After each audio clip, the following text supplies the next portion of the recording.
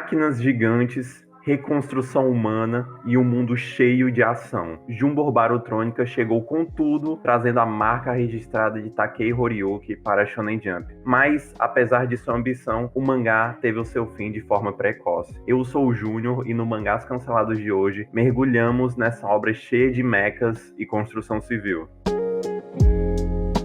E neste podcast eu não estou sozinho, pois estou junto do meu parceiro, Gart. E aí, mano, tranquilo? Vamos dar uma olhada nessa prequela desse autor. E como já foi dito aqui na introdução do podcast, mais um episódio do Mangás Cancelados, quadro este que a gente fala de mangás cancelados, né?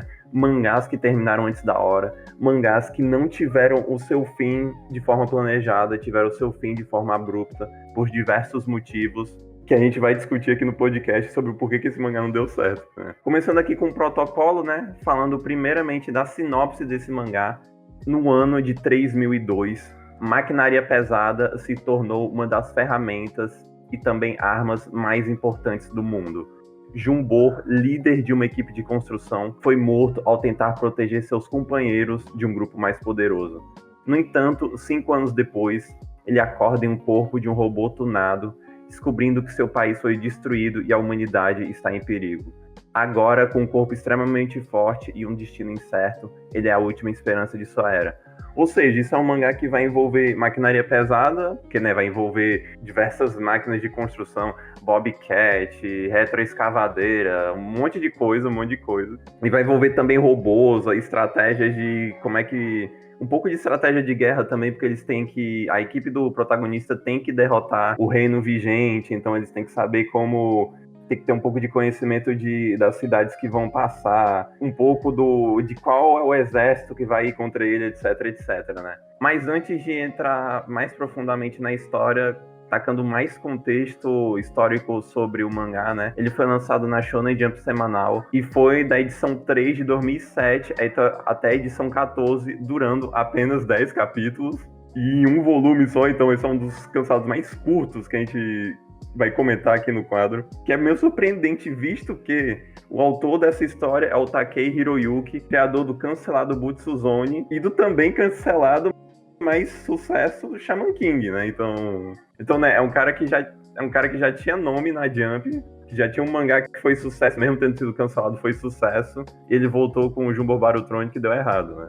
Sim. É surpreendente de outras formas, né? Porque eu até acho que ele começa bem. Eu vejo ideias nisso, porque ele tá pegando uma temática não muito óbvia, que é essa temática de maquinaria pesada. Tá misturando também com coisas de robôs, tá fazendo toda essa coisa de... Ele tá construindo um mundo diferente pra contar a história. O problema principal pra mim, eu não sei se tu vai concordar, é que, macho, eu não entendo nada que tá acontecendo nessa história em relação à arte. Cara, eu acho que a arte até funciona, mas o meu problema é que a arte, junto com o texto mesmo, a narrativa, ela é muito... E aí ele vai lá e ele vai lá e nada, eu não consigo sentir nada substancial acontecendo de verdade. Eu tenho que acompanhar o que tá acontecendo. Não tem momento pra parar, não tem nenhuma parte do quadrinho que você pode relaxar.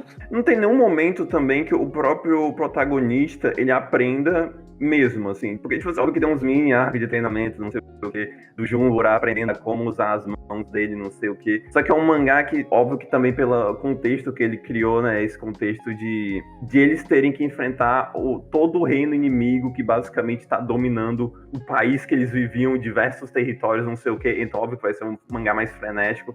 Só que não tem nenhum tipo de respiro nesse mangá, que tá sempre acontecendo alguma coisa, sempre alguém tá indo atrás deles, aí vai e explode a cidade, e depois aparece outro cara pra matar o cara que explodiu a cidade, sabe? Aí vai sendo uma bola de neve de acontecimentos, sabe? Parece que pegaram o autor, botaram uma arma na cabeça dele e fala: se esse capítulo não for bom, vai ser cancelado no próximo. Se esse não for bom, vai ser no próximo, vai ser no próximo. Isso desde o capítulo 1. Sinto que o cara tava correndo sob pressão desde o início, sei lá. Eu não sei o quanto isso reflete, o quanto você sente que reflete na arte. Eu acho que ele se dá bem em character design, assim, desde sempre, né? O autor, eu acho que ele manda bem nisso. Ele faz uns mechas interessantes, eu acho...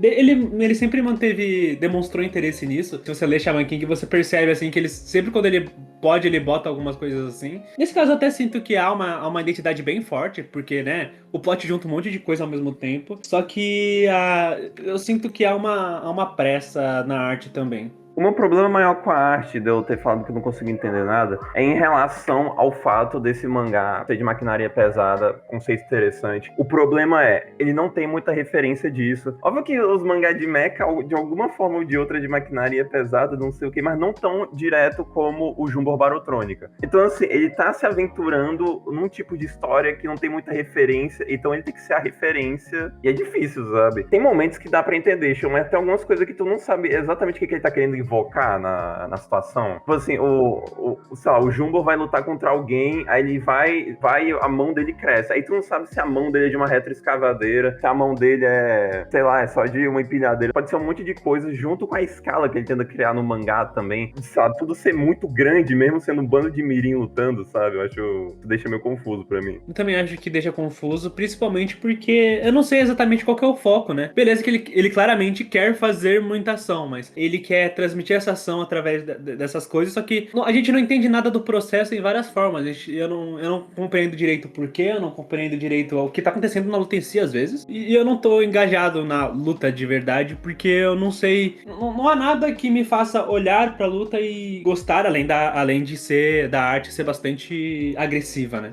Aí vem um problema da história que nem tu mencionou, ela acaba sendo muito confusa também por causa de que, macho, a gente tá que nem o protagonista na história, que é uma característica que tem diversas histórias, isso não é tanto problema pra ele si, que é da coisa do protagonista tá perdido na história, porém ele é poderoso, aí ele tem que aprender como usar os artefatos dele, não sei o que, não sei o que. O problema é, a gente entende que o Jumbo quer conquistar o reino de volta, não sei o que, porém ele tá sendo tão arrastado pela princesa, e a princesa tem tão mais conhecimento que ele, aí ela fica jogando um monte de termos, fica tentando explicar como é que tá funcionando a dinâmica do reino agora, pra que cidade eles vão, não sei o que, qual tipo de inimigo que eles vão enfrentar daqui a pouco, que tu fica perdido, assim, pelo tanto de informação nova que vai sendo jogada na história, sabe? A princesa, que é a nossa guia, também, como você disse, eu não acho ela nada muito interessante porque ela é muito arquétipo, garota que fica do lado do protagonista, que vai nos introduzir ao mundo. Esse é o tipo de coisa que a gente vê bastante. Inclusive,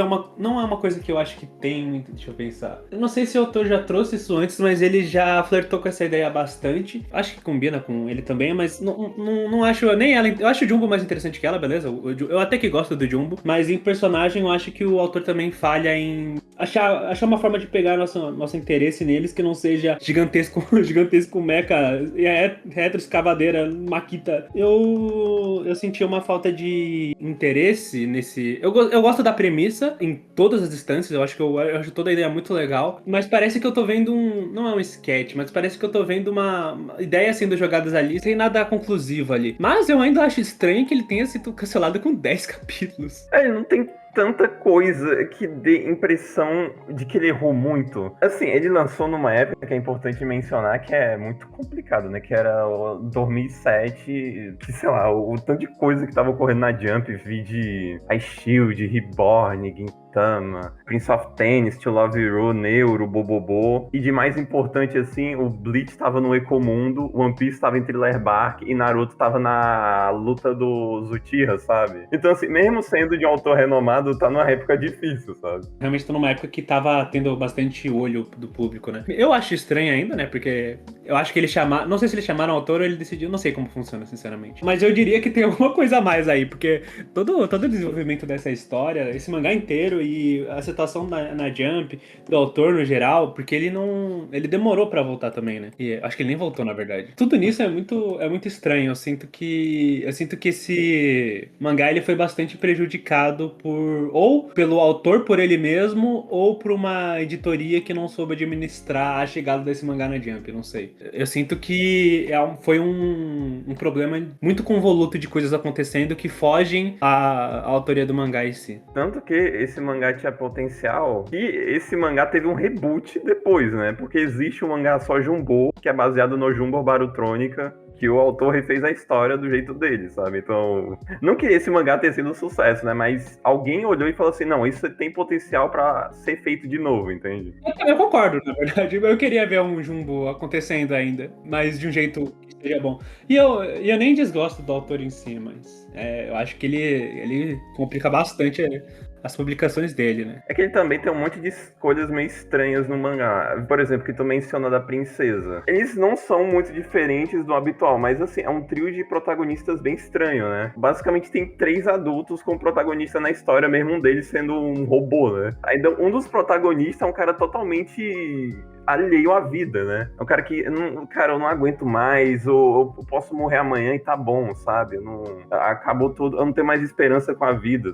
E você teria que ter um planejamento muito bom do que fazer com cada personagem pra manter eles engajados e nós engajados com eles por muito tempo, né? Uma dúvida que eu tenho aqui lendo esse mangá, esse eu tô perguntando mais só pelo Luz mesmo, não vejo nem tanta semelhança, mas perguntando pelo Luz, tu acha que ele queria ter feito muito, entre aspas, Gash Bell dele aqui, no sentido dele querer fazer um mangá com um monte de mirim criança cheio de poder, só pra ter destruição e tentar pegar um pouco desse hype? Eu consigo ver como isso pode ser uma influência, mas esse autor, ele tá desde sempre botando moleque pra ser protagonista. O Shaman King também é um monte de pirralho e com os adultos no meio, e todos eles são meio chibizinho, assim. O Butsuzone dele também é um pouquinho assim. Deixa eu ver o que mais que ele fez. Não lembro de mais nada que ele fez, na verdade. Vale, ele é assistente ele foi assistente em Ninko, né? Que também é sobre um molequinho. Acho que essa é a influência dele. Eu sinto que se for alguma coisa meio Gash Bell, é uma coisa que ele guarda dentro de si há muito tempo, porque eu acho que é algo que ele usa bastante, de usar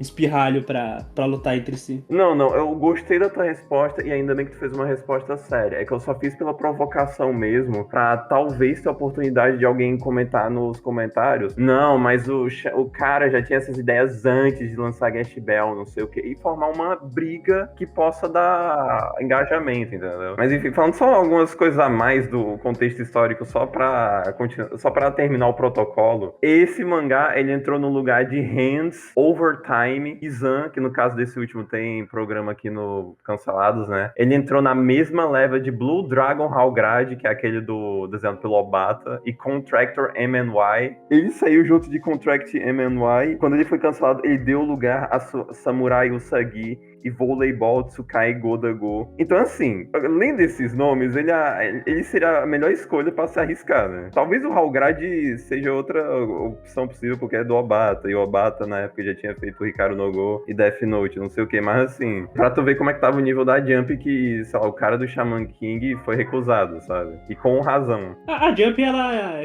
historicamente não perdoa ator grande, né? Se você parar pra pensar, se é ruim, a Jump para mesmo. Mas enfim, eu acho que é isso desse mangá aqui, né? Ah, só uma pergunta. Tu já leu mais coisa dele, né? Mas eu queria só fazer essa pergunta de qualquer jeito. Se esse cara voltasse pra Jump, o que é improvável no momento, né? Que é improvável, mas enfim. Se esse cara voltasse pra Jump, o quanto tu teria de vontade de ler um novo trabalho dele? A resposta pode não agradar muitos e talvez seja popular, mas eu não acho que eu tenha muita vontade, não. Porque ele é um autor que ele sempre entrega. Ele é muito consistente na sua qualidade, que é tipo medíocre. Eu leria porque pra ver qual que é a boa, mas provavelmente ele iria, como ele usualmente faz, pegar as ideias dele e não aplicar de uma forma que me interessa e zaz. E eu não gosto muito do character design dele às vezes, Mas enfim, eu ficaria porque, né, é esse cara. Ele é um autor que existe aí, tá há um tempo, e eu acho que ele tem boas ideias, na verdade, sempre. Pena que a execução nunca é tão boa quanto a ideia que eu acho que ele tem. Mas enfim, essa é a minha resposta. Pra mim, o Jumbo Barutronic eu acho interessante pra ele ser meio diferente, mas eu não sei o quanto eu quero ler uma porra dele. Talvez eu teria interesse só porque a gente tá em 2025 e a Jump tá meio mal das pernas, assim, então ele seria algo interessante, ele seria um evento interessante, mas ele, em relação à obra dele, não me deu tanto interesse além do Barutrônica, não. Eu também tô de acordo com essa ideia. O do gato lá, eu não li o do gato, qual o nome? Nekogahara. Esse eu tenho interesse porque eu achei o gato da hora. Mas, tirando isso, realmente eu não tenho interesse em ler o resto do autor, não, até porque ele não tem um histórico bom pra mim. Mas querendo ou não, a gente vai, em algum momento, fazer outros episódios dele, né? Porque tem o Butsuzone e o Shaman King pra gente falar aqui ainda. Mas enfim, foi isso o podcast. Gato, quer adicionar alguma outra coisa e despedidas? Cara, então, Até a próxima. Esses 10 capítulos foram bem curtinhos, mas dá pra entender direito quais os problemas do autor no geral, com os problemas que a Jump tinha no geral em botar gente nova. Vejo vocês na próxima. Seja lá qual é a próxima que você vai clicar para eu escutar. E é isso. Ator, falou! E foi isso o podcast. Tá tudo aí na descrição pra você conferir as redes sociais de todo mundo. Aí, se possível, deixa o like, se inscreve no canal, 5 estrelas, segue a gente no Spotify, doa algum dinheiro se possível, hype o vídeo, compartilha, etc, etc, comenta. E é isso, porque é isso, né? Uou! Yay!